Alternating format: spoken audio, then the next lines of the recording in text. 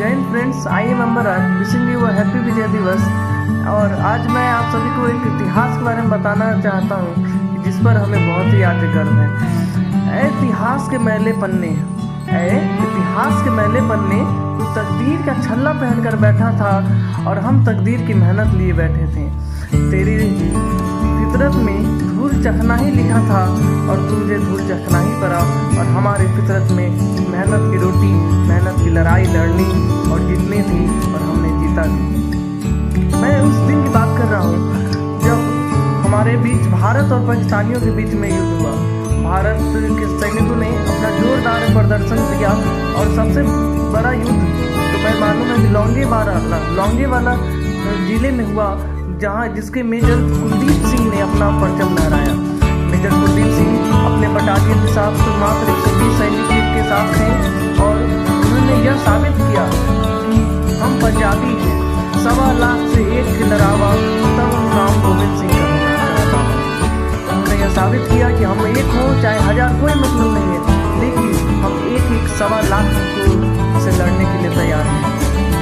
वहीं पाकिस्तानियों के 2800 सैनिकों और तोपों के साथ मौजूद थे और हमारे सैनिक मात्र 120 की संख्या में थे। फिर भी मेजर कुलदीप सिंह ने अपना पोस्ट न छोड़े और वो पीछे न हटे। उन्होंने आगे बढ़ा और दुश्मनों को इस तरह से पीछे किया कि जो कि बिल्कुल ही गोविंद सिंह के बराबर थे। उन्होंने ऐसे ही प्लानिंग की जिसमें उन्हें 2800 पाकिस्तानियों को यह समझ में नहीं आया कि वह कैसे इन पर विजय पाएं और ये कितने संख्या में है। सबसे पहले तो पाकिस्तानियों को लगा था कि भारतीय सेना लौंगेवाला जिले में बहुत ही कम संख्या में है। इस कारण से उन्होंने यह सोचा कि हम एक साथ होकर पहले एक ही जगह पे आक्रमण करेंगे और आगे बढ़ेंगे, जिससे वहाँ पे हमें जीत भी मिलेगी। लेकिन मेजर कुलदीप सिंह की यह बहादुरी थी कि उन्होंने अपने सैनिक को 2 किलोमीटर की दायरे में फैलाया और उन्हें पूरे प्लानिंग के साथ उन पर आक्रमण किया। 2 किलोमीटर रेंज में सैनिक को फैलाने का यह उद्देश्य था कि दुश्मनों को यह मालूम न चल सके कि हमारी संख्या कितनी है और हम कहाँ से गोली दाग रहे हैं।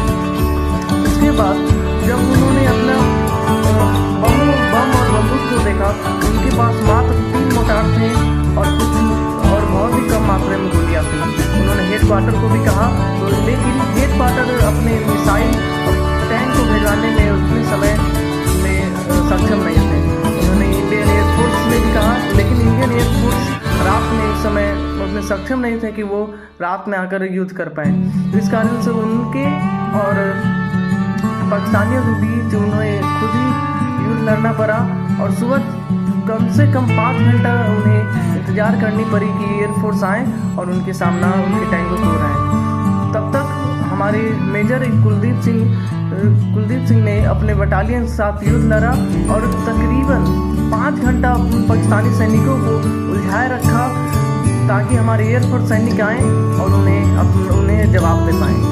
मैं चाहता हूँ कि हम सभी हमारे देश के सैनिकों एवं देश से गर्व करें कि हम उन विपरीत परिस्थितियों में फंसे, उसके बावजूद भी हम बाहर निकले और डट कर सामना किया। आज हमारे बीच बिल्कुल वैसे ही परिस्थिति सामने आती दिख रही है कि जब बांग्लादेश, उस समय भी 1971 में हमने बांग्लादेश के कारण ही ऐसे युद्ध किए और आज भी बांग्लादेश आज मुसीबत में है और बांग्लादेश का साथ आज भी हमारे सरकार नहीं छोड़ रही है और आज भी हमारा देश उनके साथ है। बांग्लादेश को पूर्वी पाकिस्तान से बांग्लादेश बनाने में हमारे भारतीय का अहम भूमिका रहा है, क्योंकि बांग्लादेश में ऐसी घटनाएं होती थी जिससे कि आंखों में आंसू आने लगे। आंसू बहुत ही दुख भरी बातें होती हैं। जब वहाँ की बेटियों, वहाँ की बहनों, वहाँ की माताओं का जब रेप किया जाता था तो वहाँ के सैनिक भी उसमें शामिल होते थे। हमारे देश ऐसा देश था जिसने उस विषय पर सोचा और आगे बढ़कर सामना करने की पूरी चेष्टा की। वहाँ पे तकरीबन सभी बेटियों और बहुओं की इज्जत लूटी गई और वो लूटने वाले ही मात्र एक पाकिस्तान के सैनिक थे और आगे बढ़कर हमने यह साबित भी किया कि जिस प्रकार हमने अपने आज़ादी के लिए लड़ा था, उसी प्रकार दूसरों की आज़ादी भी हमारे लिए बहुत अच्छी, बहुत बड़ी भूमिका निभाती है। आज वही परिस्थिति बांग्लादेश के सामने फिर से है, जिसमें कि हम बांग्लादेश के